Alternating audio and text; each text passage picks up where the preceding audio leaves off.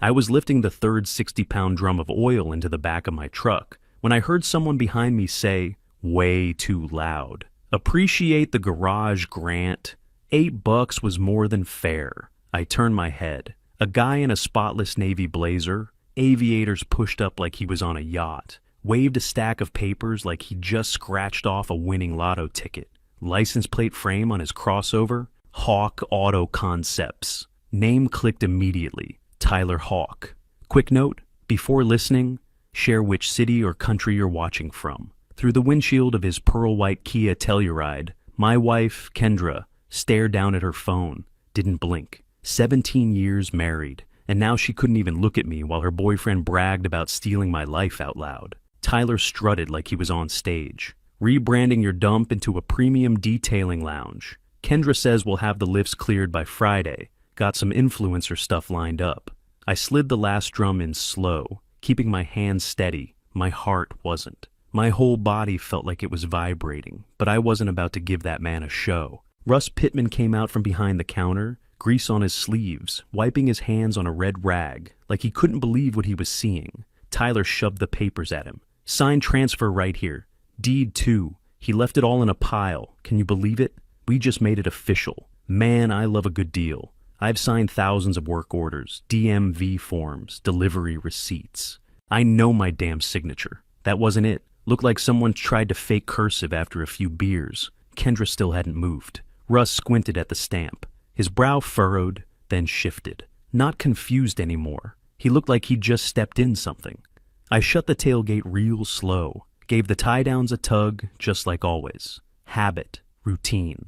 Gotta do something when your wife hands over your shop and sends her new man to gloat about it. Tyler leaned on the bed like we were pals. "Garage content's big now, Grant. YouTube, TikTok. We're gonna turn this place into something people actually want to visit." I didn't even look at him. He knows where my shop is. That wiped the grin off his face. Kendra flinched but didn't look away from her screen.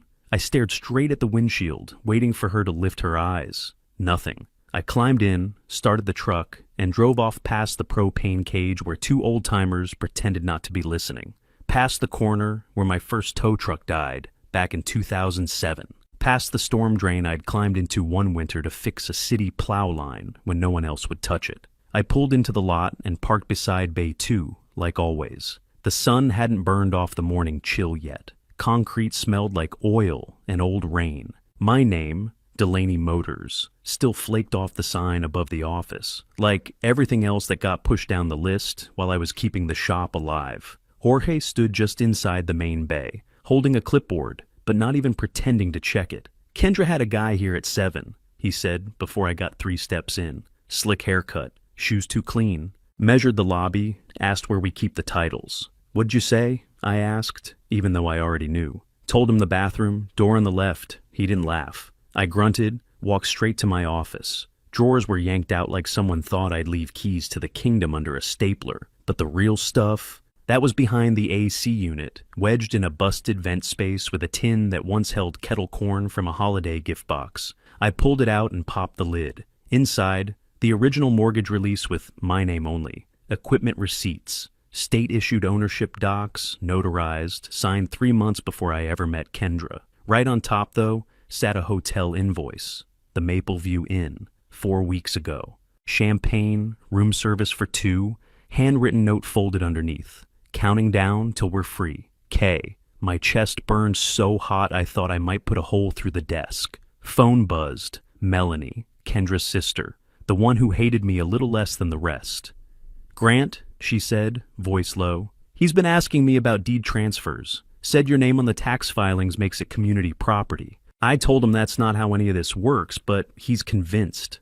Said something about putting it in motion. You need a lawyer, like yesterday." I didn't thank her, didn't hang up angry either. Just ended the call and scrolled straight to Harold Keene's number. He picked up with that tired gravel in his throat. The man who closed my father's estate. The man who helped lease this shop when I couldn't even afford a sign. I laid it out, fast. He didn't interrupt once. Then he said, "Bring it all to me tomorrow. Originals, copies, anything that smells off. Meanwhile, breathe, don't engage, let the trash take itself out." I hung up and stepped back into the main shop. Bays were moving, lifts humming, impact guns barking. One guy dropped a socket, metal pinging across concrete like a steel ricochet. The world kept going. Back in my office, I pulled the Sharpie from my drawer and scrawled a note on a torn-off manila folder. If I forget who I am, this box reminds me. I folded the paper and tucked it on top of the stack, then sealed the tin and walked it over to the parts safe, top shelf, behind a dusty pack of OEM tie rod ends. Click, lock. Jorge stepped in right as I turned the key. "You good?" he asked. "Not even close," I said. "But we stay normal. We push back, with paper, that's all." He nodded once. That's all we needed. Then he slid the office door shut and went back to work.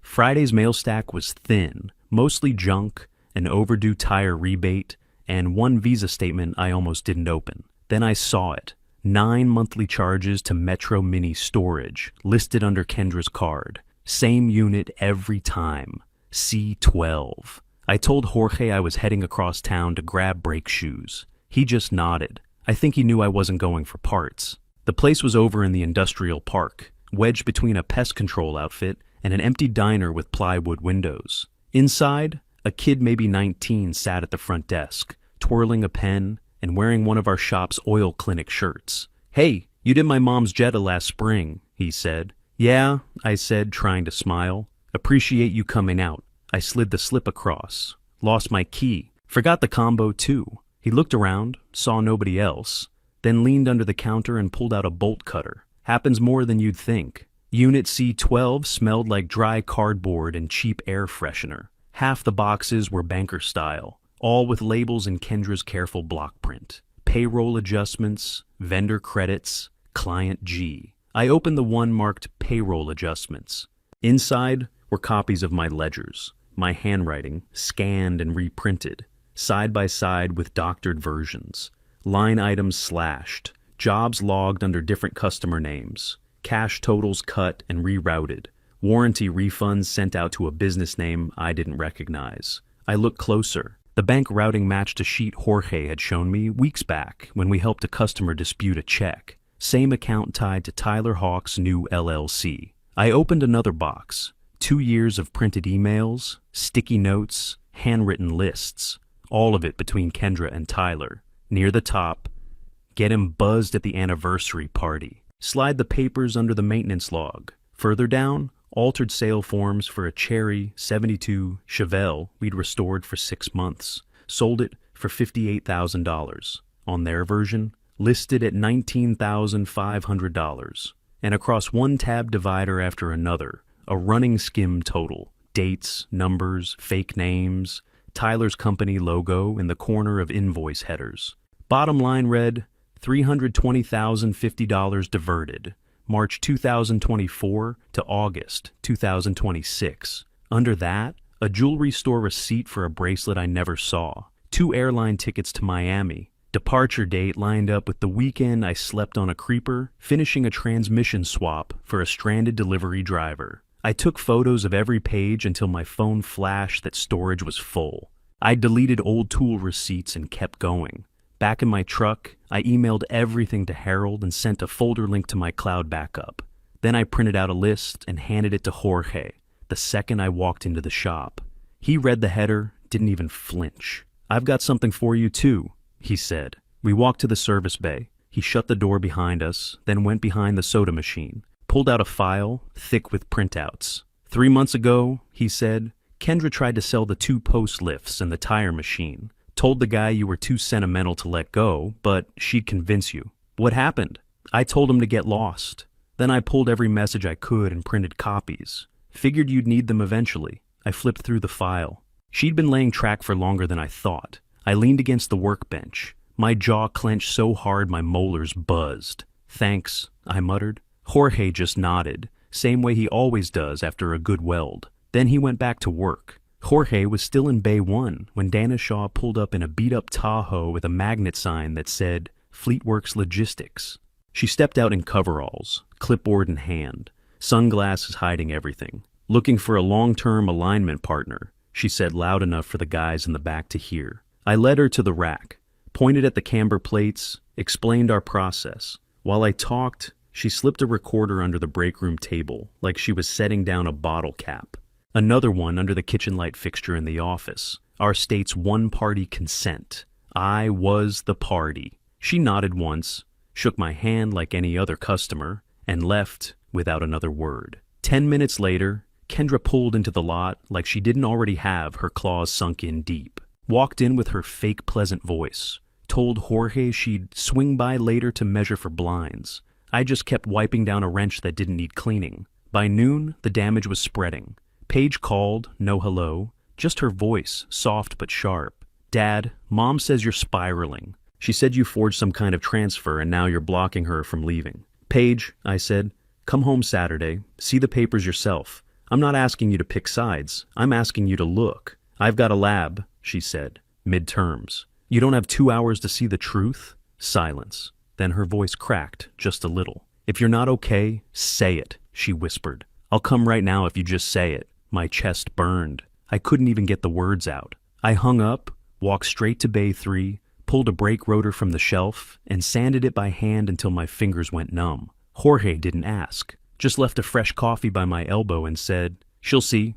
Kids figure it out. Might take time. That night, I did what I'd done every weekday for 17 years. Ironed Kendra's favorite blouse, white with the little navy buttons. Packed her lunch in the red bag with the broken zipper. Set her car keys by the bowl near the back door. Routine glued to routine so tight it squeaked. I didn't do it because I was holding out hope. I did it because a stage needs props, and recordings don't work without a performance. Let her play normal. Let her think I hadn't seen the dagger coming. I double-checked the batteries on the recorder under the kitchen light before turning out the hall switch. Let the show begin. Saturday morning, I got to the house around 7. Mail still in the box, lawn overgrown. I tried my key. It spun clean, no catch, no click. New locks. I knocked once. Kendra answered without opening the door. Motels on Route 9, she said, voice flat as a bank teller's.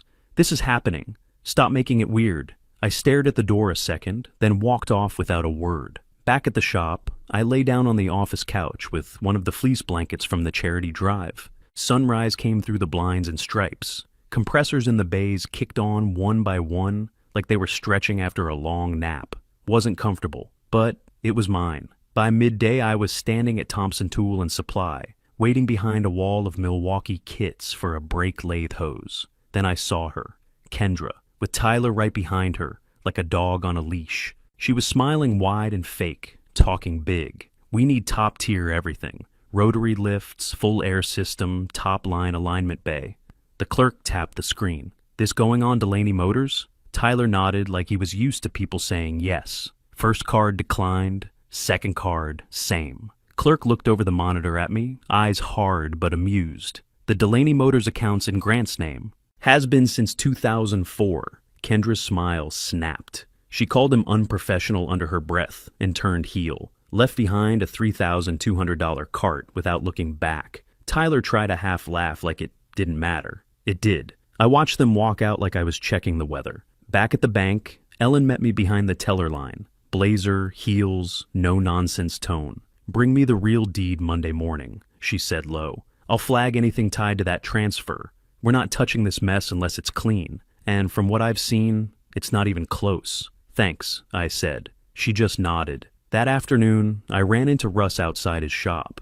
He'd taped a sign to the window. We back the guy who shows up. Black Sharpie on cardboard. Real as it gets. People slowed down at the light. They read it. That night, I stayed late stocking filters and organizing rotors by size. I needed the quiet. Around 9, the shop door creaked open. Lieutenant Marisol Vega stepped in, badge tucked, hands in her jacket pockets. Got a report about vandalism, she said, eyes scanning the walls. Break room window. You see anything? Nope, I said. Window's fine. She walked deeper into the shop, boots echoing on the concrete. Maybe it was a false alarm. Happens. Stopped by the soda machine, looked right at me. How's your marriage, Grant? I leaned on the parts counter. You hear official or just curious? I'm here as someone who listens. I met her eyes. I've got recordings, photos, altered ledgers. Testimony's coming. She tilted her head toward the security cameras overhead. Then stop lifting alone, she said. Let someone else know when you're here. That way, if something goes down, we'll already be listening. She didn't wait for a response, just gave me a look that said, keep your head down, but keep swinging, and walked out into the dark. Sunday started normal, coffee in a paper cup, Jorge restocking brake pads, me elbow deep in a coolant flush on a '99 Silverado.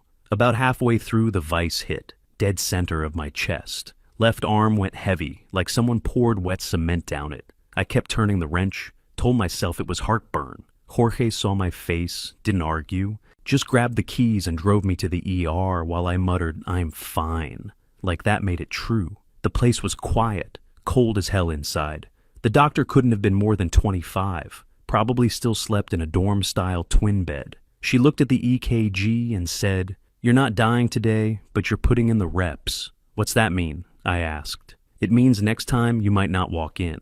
Rest, or we'll see you again for real." I signed myself out around 2. As we pulled back into the lot, a customer's GTO, parked half crooked, started steaming like a busted kettle. Hood up, panic in his eyes. "Overflow line split," I said, already grabbing a clamp from the bin and a spare length of hose off the rack. 10 minutes later, it was sealed and running. The guy looked surprised. "Didn't think you'd be open on Sunday. We're always open when someone's in trouble." He nodded, thanked me twice, and rolled out. I was washing up at the sink when Harold called. "Emergency hearings on the docket. Wednesday morning, first slot," he said. "Bring every shred of paper. The judge isn't going to like any of this." "Copy that. I mean it, Grant. Dress like it matters. Be ready to walk through hell with receipts." I told him I was halfway there already. That night, I laid back on the office couch, sore in every joint, body humming like the engine of a car that just won't quit. The soda machine buzzed in the corner, steady, low. I had started thinking of it as my roommate. At 2 a.m., the alarm pinged. Motion detected in the lobby. I got up, checked the feed. Nothing but shifting light through the front blinds. Wind, maybe. Still, I couldn't sleep. I stared at the ceiling fan, spinning slow, counted the blades, counted the seconds between clicks from the coffee pot warmer. Monday morning, I sat at my desk, staring at the wall calendar like it owed me something. Then I picked up the phone and called Kendra. "Let's talk terms peacefully," I said, voice flat, just this side of bored. "Tonight, the copper room. 7. Silence. Then a pause with whispering. I didn't need to hear, to picture. Tyler feeding her lines like it was a deposition. She agreed, using that soft, smug tone she always slid into when she thought the win was in the bag. I hung up without saying goodbye. Harold picked the booth. Back wall, center view, perfect angle on every entrance and exit. He'd scouted it the day before, said it was ideal for polite ambushes. Dana sat 2 tables over, sipping club soda and flipping through a folder marked Fleet Maintenance Proposal. Lieutenant Vega posted up in the corner, plain clothes, nursing water like it was whiskey. Her face gave up nothing. I got there early, told the maitre d' to let them order whatever they wanted. He gave me a slow nod, no questions asked. That room had held birthdays, anniversaries, one Father's Day dinner, where Paige gave me a wrench-shaped cake topper. It had hold an ending now. Back at the shop before heading out, I stood in Bay 3, pressed my hand flat against the fender of the old '84 F-150 we use for parts runs. Dusty, dented, reliable. "We're okay," I said out loud. Dumb. Yeah, but it calmed my chest enough to breathe again. I went home to the couch in my office and changed. Wore the same charcoal blazer I'd used at my dad's memorial, the same one I wore to the bank when I signed the papers to buy this place. Didn't need anything new. Didn't need armor. The truth doesn't need dressing up. Before I left, I took off my wedding ring and slipped it in my pocket. Not for show. Just didn't want anything in the way. My hands had work to do. By the time I pulled into the copper room lot, my heartbeat was steady. My mind was clear. They showed up at 7 sharp, like it was prom night. Kendra wore a royal blue dress I'd never seen in 17 years of marriage. Tight waist, gold earrings, and around her neck, my mother's sapphire ring. The one she claimed went missing in the move. Tyler followed close behind in a sport coat that pulled too tight across the chest, like he'd sized for ego, not fit. They slid into the booth like they owned it. Didn't even glance around. They should've. Robert came over. They ordered champagne, oysters, the bone and ribeye for 2. I asked for coffee, black. burger, medium. If you're gonna watch a train wreck, do it with protein. Tyler raised his glass. To new beginnings, he said, smile polished but thin. I raised mine back. To finishing what we started. Kendra laughed a little too quick. Tyler blinked. I set my phone on the table. No intro, just hit play. Kendra's voice, clear as daylight, from 2 months ago. Just get him buzzed and we can slide the transfer under the work orders. The couple in the next booth stopped mid-bite. Kendra stiffened. That's out of context, she said, voice tight, smile gone. Harold appeared at the table like he'd been summoned. Didn't even glance at the menu, just set 3 folders down like playing cards. Let's go in order, he said, calm as Sunday radio. Folder 1, the irrevocable trust I'd set up 6 weeks ago. The land and building only, not the business, not the accounts. I was sole trustee. No real estate sale without my notarized signature. Kendra's eyes dropped fast. She knew exactly what that meant. Folder 2, copies of doctored invoices, siphon checks, and bank transfers. The $320,000 skim trail traced straight to Tyler's detail studio. Harold kept his voice soft. Federal wire fraud, state fraud, conspiracy. Tyler shifted in his seat. You're bluffing. Harold turned the folder so he could see the bank routing numbers. Try me. Folder 3, gift tax liability, because the sale was for $8, but the property was valued at $1.6 million. IRS would see it as a gift. Approximately $480,000 owed, Harold said, plus penalties, plus interest, and they don't do payment plans. Tyler stood fast, chair legs scraping hard wood. Lieutenant Vega stepped out from the corner with a badge in one hand and a look that said, "Don't test me," in the other. 2 uniforms came in through the main entrance. Mr. Hawk, Mrs. Delaney. Sit, Tyler froze. Kendra's face drained white. You can't arrest us in a restaurant, she hissed. Vega smiled. Watch us. She nodded once. The officers moved in, calm, efficient. I watched Tyler go pale as they cuffed him. Kendra didn't fight, just stared at me like I'd yanked gravity out from under her. Grant, she said, voice small, please. I kept my hand steady on the coffee cup. 17 years, vacations, arguments, late-night emergencies, all of it meant something, until she decided it didn't. Now it meant evidence. Vega read the rights out loud, clear, direct, no emotion. Tyler flinched when she said fraud. Kendra closed her eyes when she said conspiracy. They were halfway to the door before I took another sip. Burger untouched, coffee still hot. Felt like the first honest bite of peace I'd had in months. Wednesday morning, the courtroom smelled like wood polish and old air, like every bad decision had been swept into the corners but never cleaned out. Kendra sat to my left in county beige, hair flat, no makeup, hands clenched in her lap like she still thought this might go her way if she looked small enough. Tyler sat farther down in a borrowed suit, one size off, and sweating like the lights were just for him. The ADA, Sophia Lynn, moved with crisp surgical rhythm. Calm voice, perfect diction, like she'd practiced this one in the mirror. She'd done her homework. Dana took the stand first. Chain of custody on the recordings. Location, dates, timestamps. Clear, unshakable. Then Ellen from the bank. This price made no sense. The shop's value wasn't $8, and everyone involved knew that. She confirmed the stop hold she'd placed, the flagged irregularities. No dramatics, just facts. Then, Jorge, straight-backed, shop shirt clean, papers in hand. She told the buyer I was sentimental and wouldn't sign. I told him to get lost. Made copies of every message she sent about it. They're here. He passed the folder to the bailiff without looking at her once. Then came Paige. She looked like she'd aged 10 years in 3 weeks, but her chin stayed up. He called me every other day, she said, nodding toward Tyler. Said Dad was losing it. Said if I came home and talked sense into him, he'd pay for my last semester. Said Mom was protecting me. Sophia turned toward the bench. Let it hang. The judge's mouth pulled tight. He didn't look at Kendra. He looked at me, like he'd seen this kind of thing before, just never this neatly wrapped. Kendra's attorney tried the manipulated spouse angle. I wasn't in control, she said, quiet, eyes wide. I didn't understand what Tyler was doing. Sophia flipped open the file, cleared her throat. In Mrs. Delaney's own words, emailed to Mr. Hawk on March 3rd. Get him buzzed at the anniversary party. Slide the papers under the maintenance log. No one made a sound. That line hung in the air like smoke off an oil fire. Tyler cracked first. Pled out before lunch. Deal on the table if he took full ownership of the LLC scheme.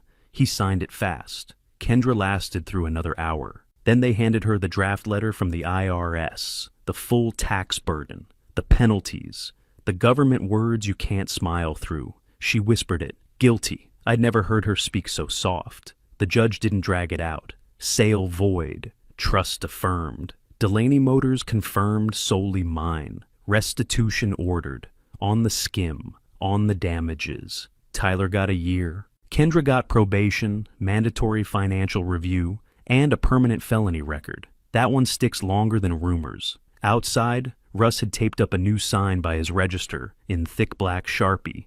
Delaney Motors, honest work. Open at 7. People saw it. Customers nodded at me like they'd never wavered. Slapped my shoulder like they'd always known. 6 months later, I woke up without the old jolt in my chest. No alarm, no knots in my stomach. Just the smell of decent coffee and the sound of the building settling into itself. I brewed a fresh pot that didn't taste like an apology and walked the bays before sunrise, flipping on lights one by one. Still my favorite part of the day. Still felt like home. Jorge isn't just my foreman anymore. He's my partner now. 60-40 split, with the option to buy more if he wants it down the line. We shook on it over tacos, signed the paperwork in Harold's office with grease still on our hands. It felt right. Solid. The youth program I kept putting off? Real now. Every Friday, 8 high schoolers from the tech school show up in scuffed boots, ears wide open. We teach brakes, wiring, how to not cut corners even when no one's watching. Kendra always called it a liability, said kids were a lawsuit waiting to happen. Turns out, it's the best part of my week. A letter came from Coleman Correctional last month. Her handwriting on the envelope like time hadn't passed. I read it once in the break room. Pages of memories, half-hearted regrets. A line about how the smell of grease still sticks to her brain. I took it out behind Bay 2 and fed it straight into the burn barrel. Some bridges don't need fixing, just fire. Paige transferred to the state college an hour up the highway. She swings by on Tuesdays now. Slides under a Civic like she was born there. We eat dinner in the office, feet up on the desk, laughing about customers who think an oil light means their car's gonna explode. She never brings up her mom. I never ask her to. We just work. Ellen from the bank stops in with donuts once a month. Says the IRS bled Tyler dry and still sends Kendra friendly reminders with scary language. Consequences, she said last time, handing me a maple bar. They last longer than champagne bubbles. I finally replaced the old vinyl sign out front with a steel one, painted by hand, deep red lettering. Second Gear Garage. Under it, in smaller font. Honest work since 2004. Not for nostalgia, for proof. Late one afternoon, I watched a quiet kid named Aiden catch a misfire on an old Tacoma just by ear. No scanner, no guesswork, just instinct. He looked up at me, grinning like he'd found $20 on the ground. Good catch, I said, and meant it. I still sleep light. Comes with age and ownership. But it's not fear anymore. It's attention. There's a difference.